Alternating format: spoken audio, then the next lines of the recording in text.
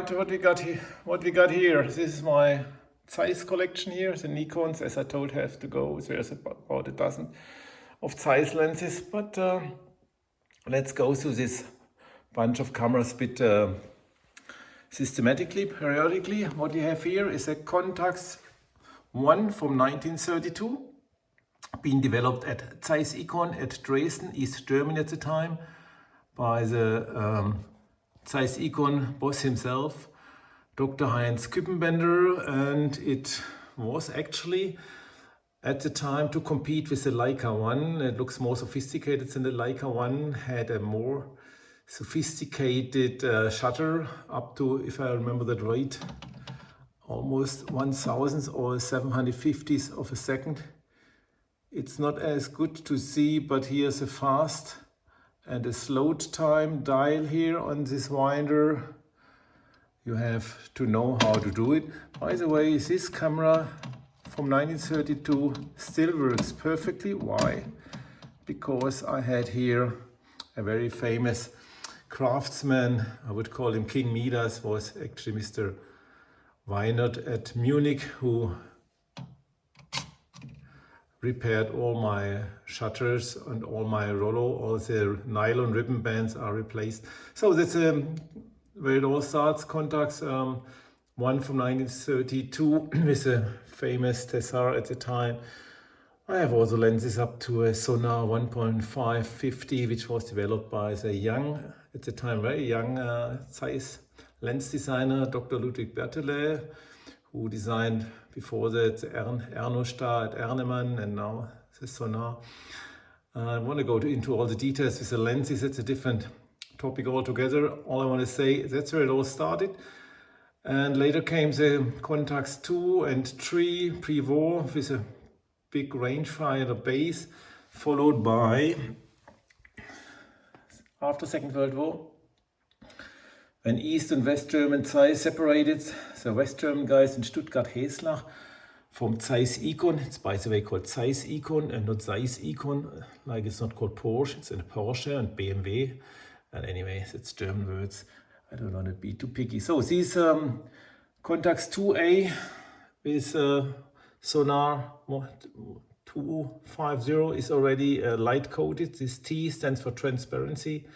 Also a pattern used by all camera makers, which enabled them to make optical system with so many different lenses, was invented by the Zeiss NIKON designer Professor Smakula. If I remember that right, he was an Hungarian, could be Romanian, but I think it was Hungarian scientists who came up with the idea of coating lenses to increase the transparency. Here, the Sonar 115.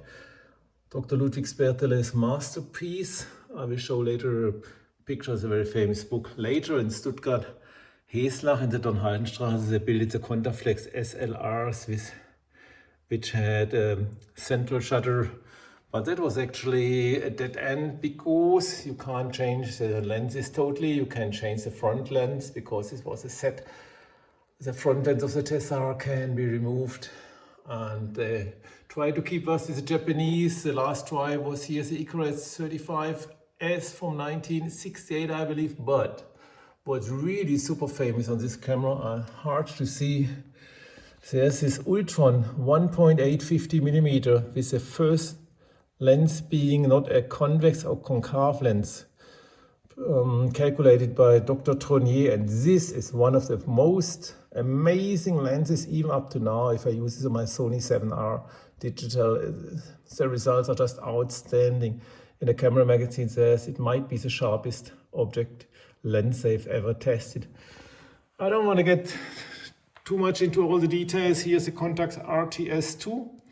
I told you on my last video, I think the RTS II in my hands, after 35 years of use, it came out in 1982, is definitely the best 35mm SLR I ever had and I will ever have. I sold my NIKON F2, I sold the NIKON F3 because the RTS is just so much better and the optics are outstanding. Just my view, it's a personal taste, but I had other cameras as well, and if you once focus super smooth. At size, lens, fully metal lens compared to a Nikon lens, I must say, sorry, but actually the Nikon lenses, they feel cheap, somehow plasticky, like a Yashica or Minolta, which went out of the business. Anyhow, I just love this camera. It has a quartz controlled electronic shutter. Just try to engage here as a self timer. But here need to switch on the main power first, and then I should be able to start the self timer down there.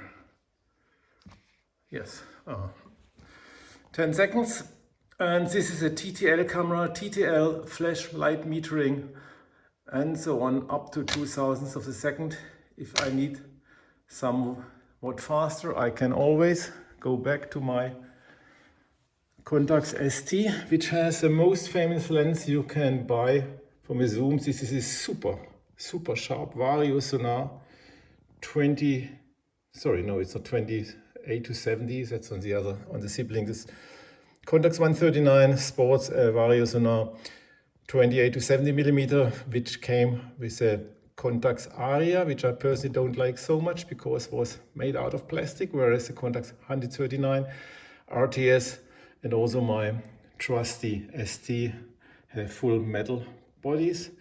But this macro zoom is just outstanding. I had to get it out so it doesn't produce any flares. This lens here, Vario Sonar 3570, is pretty much all you can ask for. It stands up always with the fixed lenses. If I go for my Distacon 35 millimeters, even the Biogon 21 millimeter, which was actually calculated by Dr. Ludwig Bertele, and now I have to bring up courtesy to the designer of all this. I finish this with a book of him, Dr. Ludwig Bertele. He was a most famous Zeiss lens designer who constructed sonar optics in the 1930s for the CONTAX one.